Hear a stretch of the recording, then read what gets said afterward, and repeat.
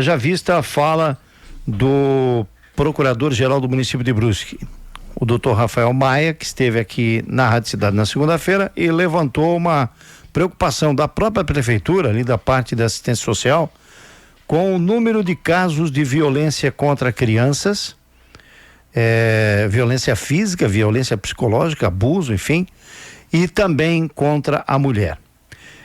Ele alertou para isso aqui no nosso programa, disse que está crescendo bastante, por isso a gente chamou e nos atendeu rapidamente. Está aqui conosco o doutor Alonso Moro Torres, delegado da DPCAM, que é a Delegacia de Proteção à Criança, Adolescente, Mulher e Idoso, desde julho de 2023. O Alonso, que estava aposentado por tempo de serviço, aposentado, bastante conhecido aqui nosso, da imprensa e do público brusquense, já é um brusquense, né? Apesar de ter nascido no Rio Grande do Sul, mas o tempo que ele está aqui criou sua família, aqui desenvolveu a sua vida profissional e de amizade, de relacionamento, aposentou e agora voltou desde 2023. O Alonso, bom dia, seja bem-vindo, é um prazer revê-lo. Essa guinada que você deu aí de retornar da aposentadoria e de pegar uma DPCAM que, vamos ser francos, acho que na segurança pública não tem setor que seja, digamos assim, tranquilo, né? Mas é uma pressão todos os dias.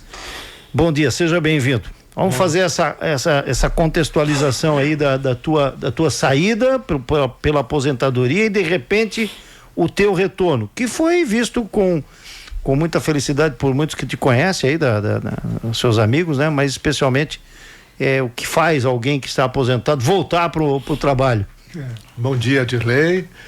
Bom dia, rádio ouvintes. Muito legal estar aqui.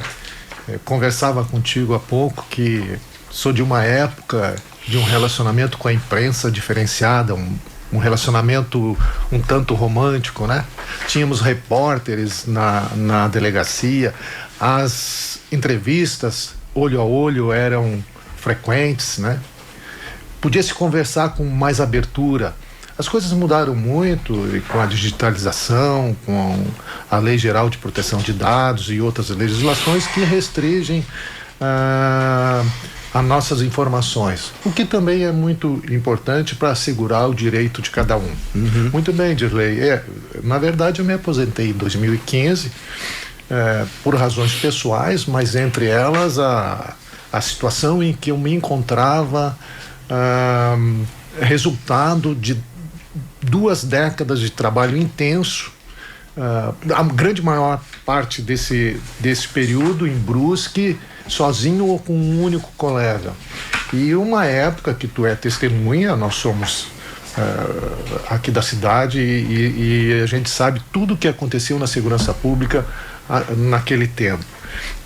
Inúmeros assaltos, tráfico de drogas, enfim, uma época muito intensa. Então eu achei por bem, já tendo preenchido os requisitos, dar um tempo na polícia e acabei então pedindo a aposentadoria. Trabalhei em outras situações. Foi secretário de trânsito, né? Sim, por um período estive na Secretaria de Trânsito e Mobilidade aqui do município.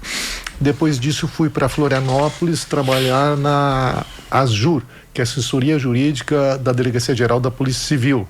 Lá trabalhei com análise de processos administrativos e recursos por um também bom período. Ocorre que, passados 7 anos, veja você, o Tribunal de Contas entendeu que me faltava algum tempo, né? Me faltariam 10 meses para preencher os requisitos da aposentadoria. 7 anos depois. Diante disso, pediu ao IPREV, que é quem gerencia esses atos, que anulasse a minha portaria e que eu voltasse a trabalhar, que eu voltasse para preencher esse tempo que faltava. Certo. Não tem dúvida. Eles perguntaram: o senhor retorna? Retorno, não tem problema nenhum. Eu retornei, mesmo discordando desse parecer do Tribunal de Contas, e retornei em julho de 2023, estou até hoje aqui. Entrei com recurso com relação ao questionamento do Tribunal de Contas e ganhei, tranquilo, eu realmente preenchi os requisitos. O IPREV, ao analisar isso também, entendeu? O IPREV é o Instituto de Previdência do Estado, né? Certo. Então, retornei e preenchido aquele tempo, né, que eles alegavam que eu necessitava, eu não saí, decidi ficar. Por quê, Dirley? Porque eu encontrei aqui em Brusque uma situação que me preocupava muito, que era a questão da DPCAM. E eu retornei para a DPCAM porque quando eu saí eu estava lotado na DPCAM. Era a minha lotação oficial. Bem, encontrei a DPCAM com muitas dificuldades. Essa delegacia é uma delegacia de proteção. É uma delegacia diferenciada, Dirley, porque ela protege algumas pessoas vulneráveis, crianças. E, Dirley, você não imagina o que fazem com as nossas crianças. Tá? As mulheres, que é outro público vulnerável enorme, e tem muito valentão aí agredindo e violentando as mulheres, né? E os idosos, né? Nesse contexto todo, ainda nós encontramos os adolescentes, que são em dois aspectos: aquele que sofre uma violência e aquele que pratica uma violência. Olha só o contexto dessa unidade policial. Ela é uma delegacia de proteção que deve estar especializada para esses atendimentos. Esses atendimentos têm que ser diferenciados, né? E mais, a função primordial, além de proteger, é apurar a infração penal. É uma unidade com uma função social extremamente importante, mas sua principal atividade é apurar a infração penal. Nós temos que provar que aquele crime existiu e quem é o autor. Essa é a função de uma unidade policial. E a DPCAM, ela tem esta função e todo esse combo de atividades, né?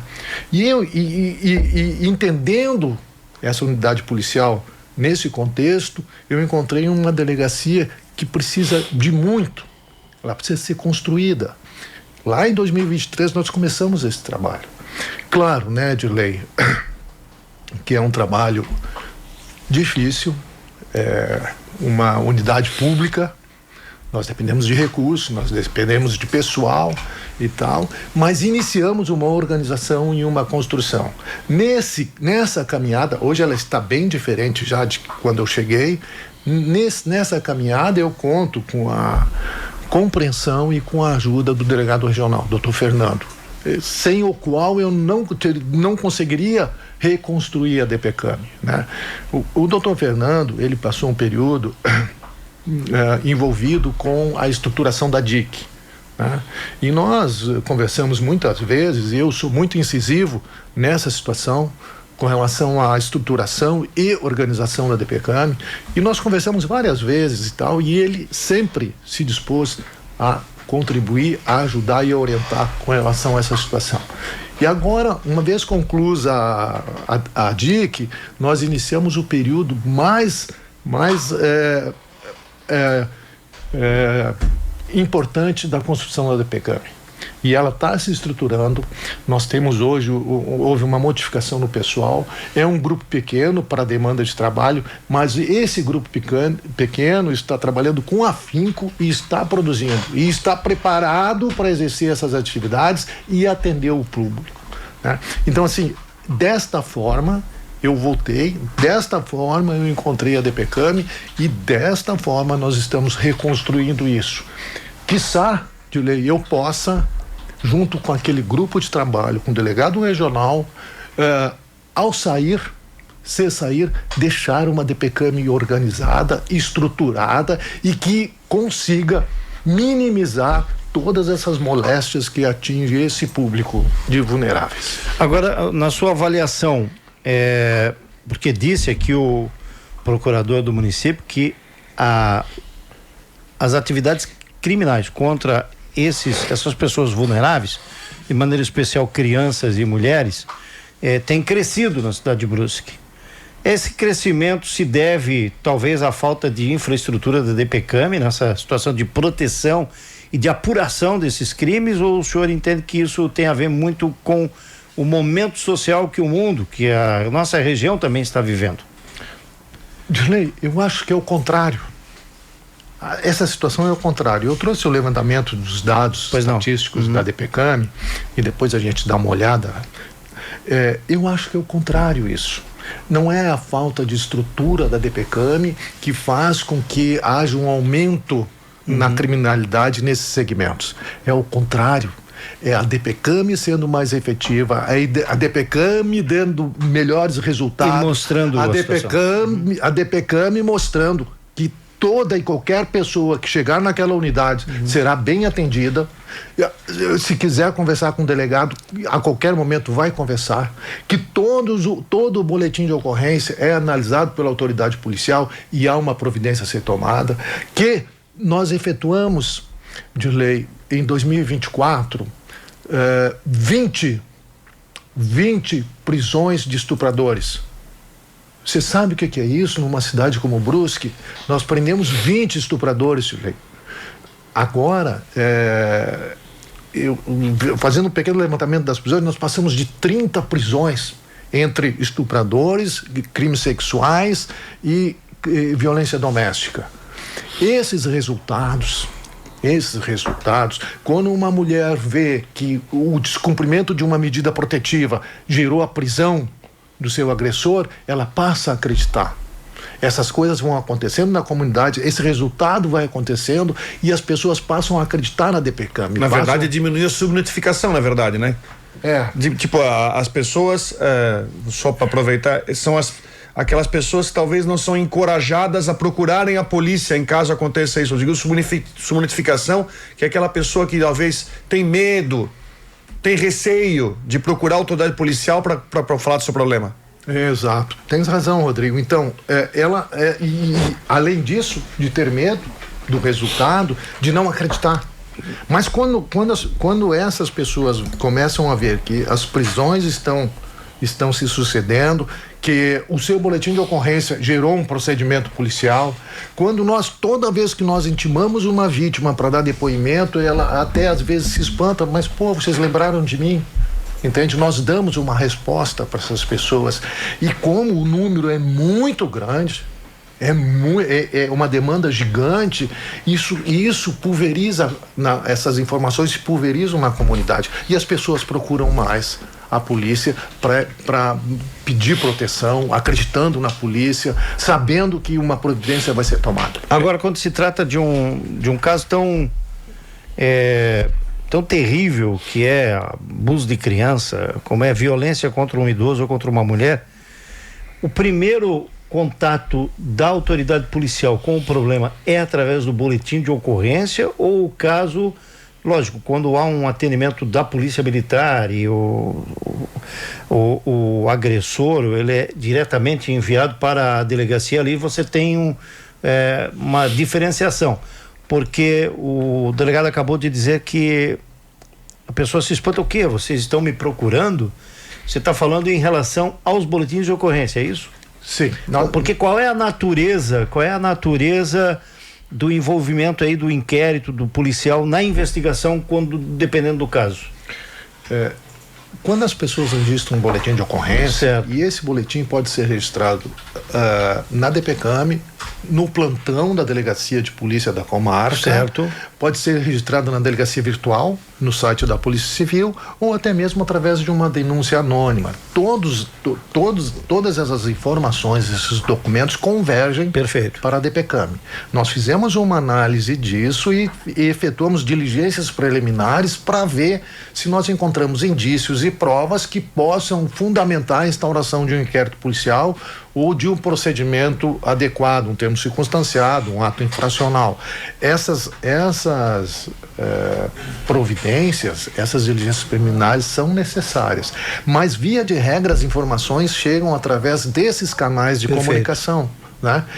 Hoje, eventualmente, voltando à questão da estrutura, nesse momento nós estamos sem a pessoa que fazia esse atendimento para nós na DPCAM, né? Que registrava os boletins de ocorrência, que fazia aquele primeiro atendimento das mulheres, dos familiares das crianças e adolescentes, tal, que era uma pessoa excelente, uma psicóloga, estava treinada para isso. É da polícia, essa era da polícia? Não, da prefeitura municipal. Era uma parceria, então. Exato, nós temos um convênio com a prefeitura municipal, a Polícia Civil, de que há uma contribuição de ambas as partes, né? E então, desta forma, a prefeitura municipal nos cede alguns servidores, né, para nos auxiliar nessa demanda. Nesse momento não tem essa pessoa? Nesse momento não tem, mas nós estamos conversando e em breve será substituída, né? E tem uma importância grande. É bom a gente tocar nesse assunto, porque é importante que as pessoas saibam, que a população saiba que nesse momento a DPCAM não está registrando boletim de ocorrência. Esses boletins estão sendo registrados no plantão geral, que depois repassam para mim. Feito o boletim de ocorrência, em havendo a necessidade durante o expediente de requerer uma medida protetiva, então eles encaminham a DPCAM, esta pessoa, e lá nós tomamos a providência, né? Tomamos o depoimento, etc. Ainda, só para finalizar a questão da estrutura da DPCAM, hoje já há uma estruturação interna, uma organização, um fluxo de documentos já, se não o ideal, mas mais interessante. Mas ainda nós precisamos, nessa estrutura, criar, instalar e preparar para funcionar a Sala Lilás. A Sala Lilás, e com isso há também uma conversa muito bacana com o delegado-geral, e aliás ele é o incentivador dessa Sala Lilás. Sala Lilás, de lei, é um projeto federal, né? Para criar um espaço adequado para as vítimas mulheres, né? Um espaço acolhedor, um espaço com profissionais preparados, assistente social, psicólogo, etc., para que esta mulher se sinta à vontade, se sinta bem, para narrar, para contar a sua dificuldade, a sua agressão e seja orientada, seja assistida, não só no boletim de ocorrência, mas também no pós, né? Para onde vai, qual é a dificuldade, normalmente elas têm uma dependência econômica, psicológica dessas pessoas, né? Estão desempregadas, então a ideia dessa Sala Lilás é ter esse acompanhamento, esse direcionamento, essa orientação e um atendimento adequado às mulheres. Essa é um ponto importante da DPCAM de Brusque. Falta isso em outras DPCAMs do estado, já existe essa Sala Lilás em outros estados e nós temos esse projeto no radar. Só para concluir a questão da estruturação, né? Voltando então, se tu permite, Dirley, a questão da demanda da DPCAM. Nós temos uma demanda de procedimentos, de boletins de ocorrência, de denúncias gigante, é enorme. E relacionado àquela questão do aumento da violência doméstica e violência infantil contra as crianças, nós temos aí ao longo dos anos um aumento bem considerável. E por isso a preparação da DPCAM para atender essa demanda. Nós podemos dar uma analisada aqui nos números. Pode ser? Claro. Olha só. Em 2019, violência doméstica, 897 casos. 890. 2020, 1.385. Então, veja, pulou de 900 para quase 1.400, né? 2022 se equiparou com 2020, 1.300, né? Agora entra aqui, 2023. Esse dado é importante, Dirley, para a gente entender o que eu disse sobre o atendimento, o resultado do trabalho. 2023, eu cheguei em julho de 2023. 2023 nós tivemos 1.650 procedimentos. Isso aqui equivale ao dobro do que houve em 2019, né? 2024, 1.947, quase 2.000 casos em 2024. Nós estamos falando, Dirley, só de violência doméstica, tá? Em 2025, nós estamos em maio, certo?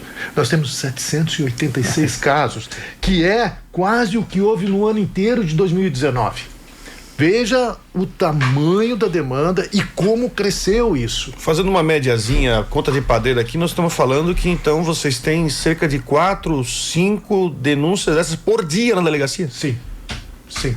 Por dia. E outro número que me chamou a atenção aqui, pegando esse relatório aqui, me chamou a atenção, em 2024, ano passado, foram 300 mulheres que já pediram medida protetiva, e esse ano, como você falou, estamos em maio, né? Temos mais um mês aí para chegar à metade do ano, já são 122, ou seja, nós vamos bater essa meta de mais de 300 pessoas num ano, 300 mulheres no ano que tem que pedir medida protetiva de urgência para que marido, companheiro, enfim, fique afastado. É um volume muito grande que vocês têm de ocorrência. Esse número de ameaça aí me permite dizer que vocês têm número alto, né? 3, 4, 5 por dia. E é exatamente isso, Rodrigo. Olha só, veja bem, se eu tenho 1947 casos, boletins de ocorrência de violência doméstica, eu tenho que considerar que cada caso desse eu tenho que tomar uma providência. Todos esses boletins aqui eu analiso. E olha, veja só, uma boa parte dessas mulheres requerem medida protetiva. Vamos comparar, 2024 eu tive 1947 boletins de ocorrência de violência doméstica, né? Em 2024 eu tive que encaminhar ao Poder Judiciário 838 medidas protetivas de urgência. Nesse caso aqui eu tenho que, além do boletim de ocorrência, tomar o depoimento da vítima, juntar indícios e fazer o requerimento para ela encaminhando ao Poder Judiciário. E eu tenho, neste caso aqui, 24 horas para fazer isso. A lei diz que eu devo fazer a medida protetiva em 24 horas, né? E encaminhar ao Poder Judiciário. Então, nós temos aqui, 2021, 257 medidas protetivas, 2022, 357, 2023, 684, em 2024, 838 medidas protetivas. Nossa. Aí tu soma essas providências com 2.000 ocorrências, nós temos quase 3.000 questões. É muito. No ano de 2024. Agora, em 2025, maio, nós estamos com 362 medidas protetivas e 786 boletins de ocorrência. Só falando em violência doméstica. Doutor, vamos aos outros números. O senhor falou agora há pouco dos atendimentos às mulheres que pediram medidas protetivas e que foram até a delegacia, que só tem aumentado os casos. Sim. Em relação a... O que é bom, tá, Dilei? O que bom no sentido que a polícia está trabalhando, né? Não, que elas estão procurando a polícia, que estão pedindo ajuda, estão acreditando. Isso é muito bom. O aumento desses fatos não significa que nós estamos tendo um aumento de criminalidade. Mas de gente que Porque essa criminalidade sempre existiu. Sim, sim. Então, vamos ao caso de crianças, então. Eu vou abordar contigo. Existem muitos fatos que envolvem... Só que eu pediria que só um pouquinho, só vira um pouquinho o microfone ali. Isso, assim. Aí. Pois não, doutor. Obrigado. Ok, então existem, Dirley, muitos fatos que envolvem violência contra a criança e adolescente, né? Mas o fato que mais chama atenção, o fato mais grave, é o estupro de vulnerável. Esse estupro se refere à violência sexual de toda a natureza contra as nossas crianças. E nesses fatos eu me empenho em todos os casos da DPCAM, mas em especial a questão da criança. Porque, Dilei, tu não imagina o que estão fazendo com as nossas crianças, né? Vamos lá. Estupro de vulnerável. No ano de 2019, nós tivemos 11 casos. 2020, 9 casos de estupro de vulnerável, que envolve sexo anal, oral, atos libidinosos e tal, com criança de todas as idades. Né? No ano de 2021, 18 estupros, né? Agora, 2024, aumentou. Eu tive 24 estupros de vulneráveis. 23, 25, 24 estupros. E no mês deste ano, agora, nós já estamos com 15 casos de estupro de vulnerável. que estão para ser apurados. Muitos desses casos de lei foi apurado, foi constatado que houve o crime, foi provado, foi elucidada a autoria, quem é que praticou. Eu escuto muito a palavra vodrasto e padrasto. Quem é que praticou, e essas pessoas foram processadas, foram denunciadas pelo Ministério Público, foram processadas e presas. Aqui na unidade prisional de Brusque, é só conferir lá. Tem 2 celas do seguro. Segundo consta, a informação que eu recebi, essas celas estão superlotadas de cela do seguro. Só diga pro público o que é a cela do seguro. A cela do seguro é onde são presos aquelas pessoas que cometem crimes sexuais, né? Que não são misturados com os demais presos para que não sofram as consequências da lei da cadeia, né? Sim. Há uma lei da cadeia de que então, eles abusadores ficam todos juntos. Ficam todos no mesmo grupo ali. Separados dos demais, para que não sofram represálias dos demais. Inclusive na hora da alimentação, na hora de sair para tomar sol, eles também são separados? Eu não sei, sabe, de lei, como funciona a parte operacional da unidade prisional aqui de Brusque. Não faço parte dessa instituição e não tenho. Não é atribuição do senhor. O que eu tenho conhecimento é de que essas pessoas que praticam essas violências sexuais, não só contra crianças e adolescentes, mas também contra mulheres, eles são separados dos demais presos. Aqui de Brusque, a informação que eu tenho é que essas celas estão superlotadas. Corroborando com aquilo que eu te disse há pouco, de que nós fizemos 20 prisões só em 2024 de estupradores, né?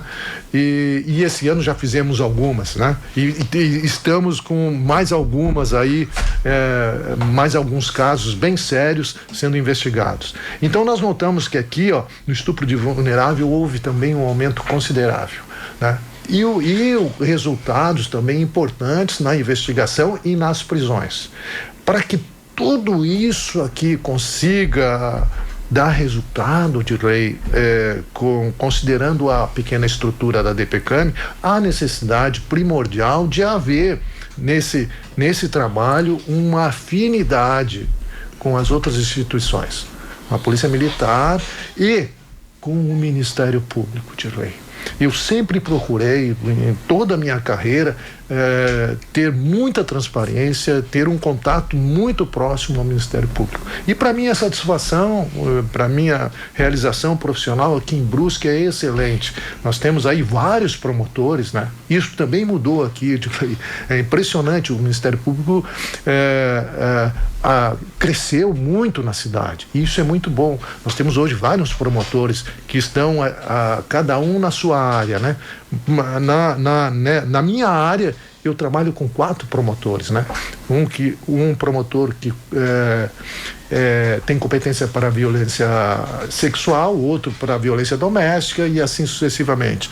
E esse trabalho próximo faz com que a gente possa agilizar esses procedimentos, que a gente possa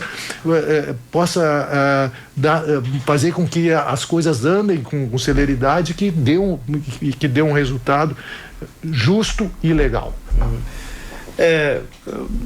Pergunta, Valdomiro?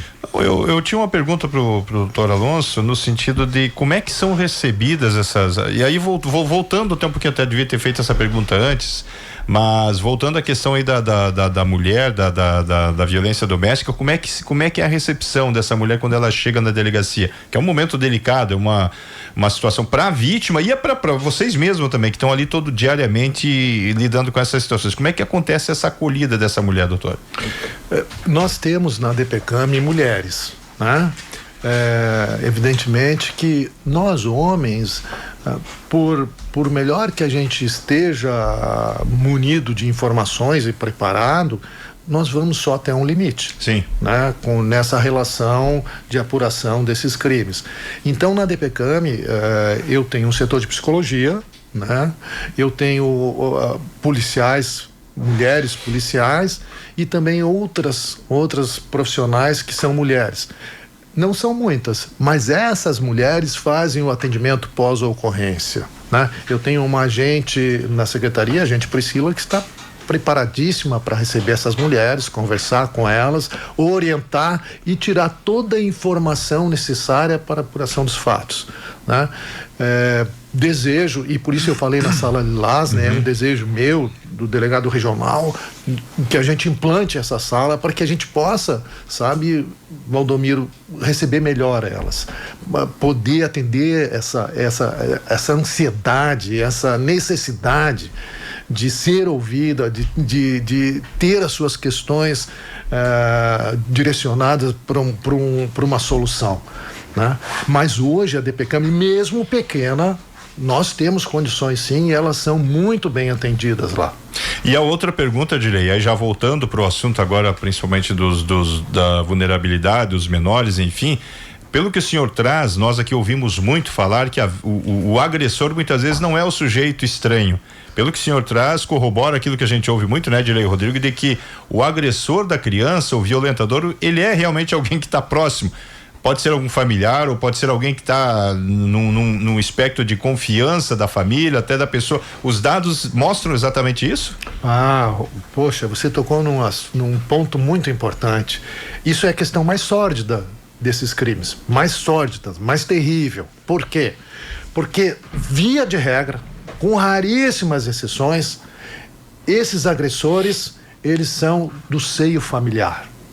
Eles são pessoas que teriam o dever de proteger as crianças. E são eles que abusam, que cometem abusos sexuais terríveis, né? Pode incluir aí vodrasto, padrasto, até pais, né? Tios, irmãos. São essas pessoas que realmente abusam das crianças e que causam sequelas indeléveis. Isso não tem fim mais para aquela pessoa, né? Para as meninas, não só meninas, meninos também, né? Meninos também. Então, e as razões disso são inúmeras, né?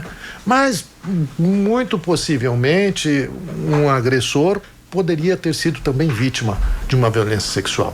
Então, esse é um contexto complicado, né? É um contexto que a gente deve apurar sempre com muita acuidade. A prova, ela é difícil. De lei, a prova é difícil, porque esses crimes, eles acontecem dentro de quatro paredes. Não só a violência sexual contra a criança, mas também a violência doméstica contra a mulher.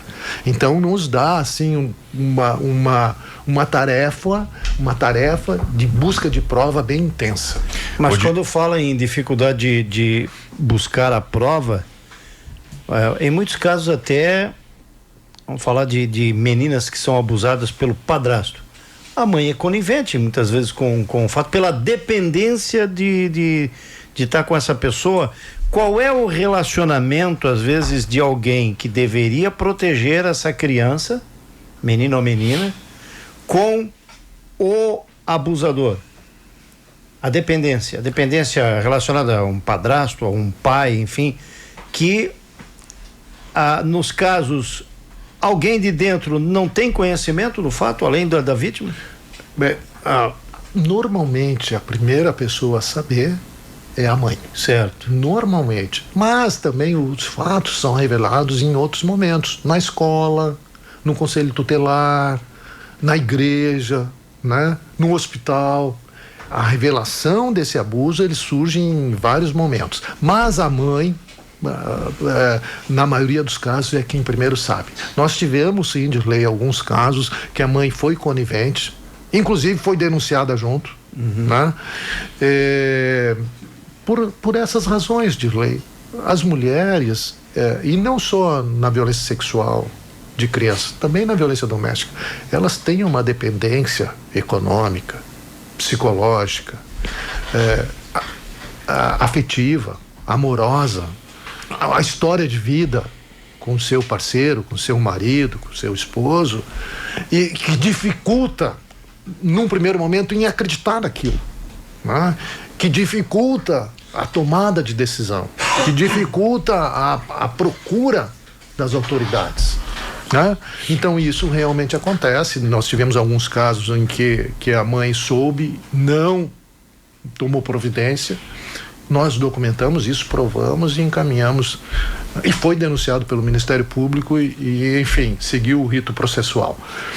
Mas na questão voltando à questão do estupro de vulnerável, nós fizemos inúmeros procedimentos conclusos, provados e tal, e o Ministério Público analisou, denunciou, foi processado, foi condenado e estão hoje na unidade prisional, né? E alguns já com sentença definitiva. Aliás, a maioria já com sentença definitiva.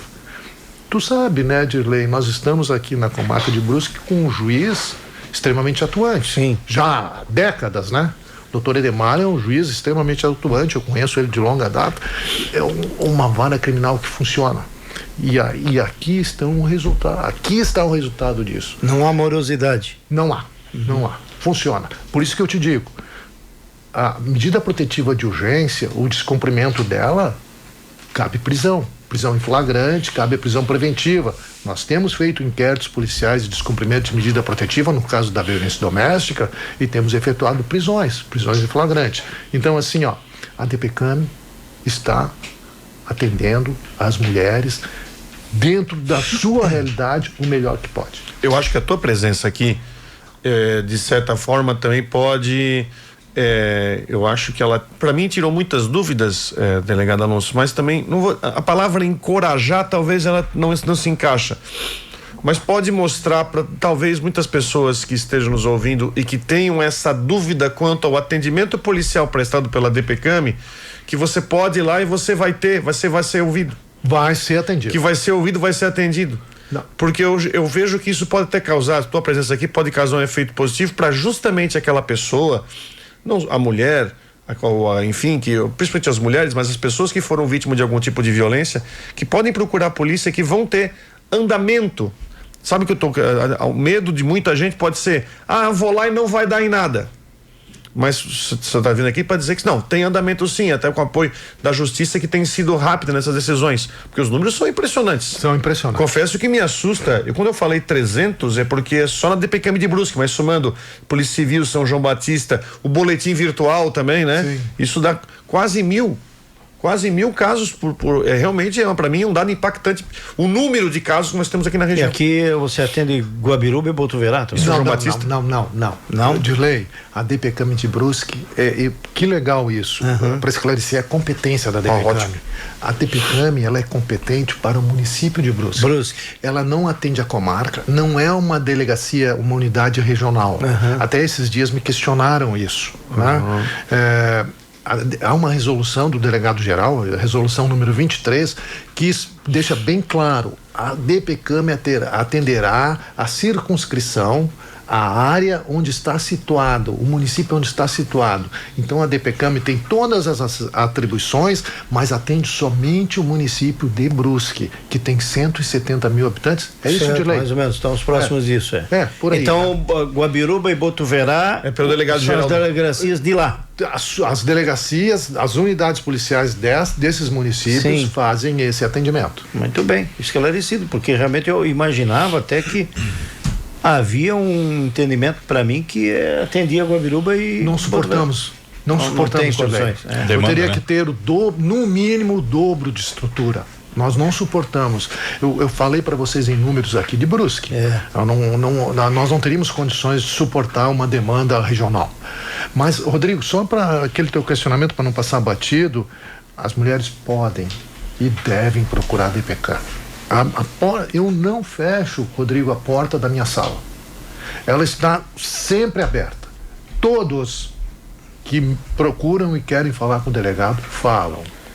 Empresários, políticos, advogados. A pessoa que chegar de chinelo de dedo lá vai conversar comigo, Dirley.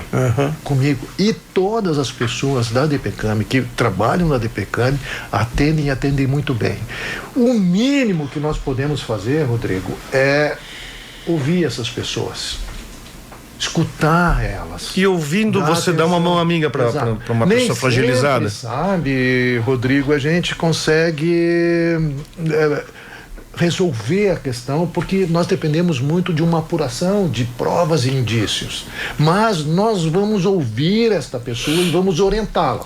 Sempre. Okay? Bom, aqui a gente falou de criança, né, adolescente e mulheres. Idoso é um número também tão grande quanto o relacionado a mulheres e crianças?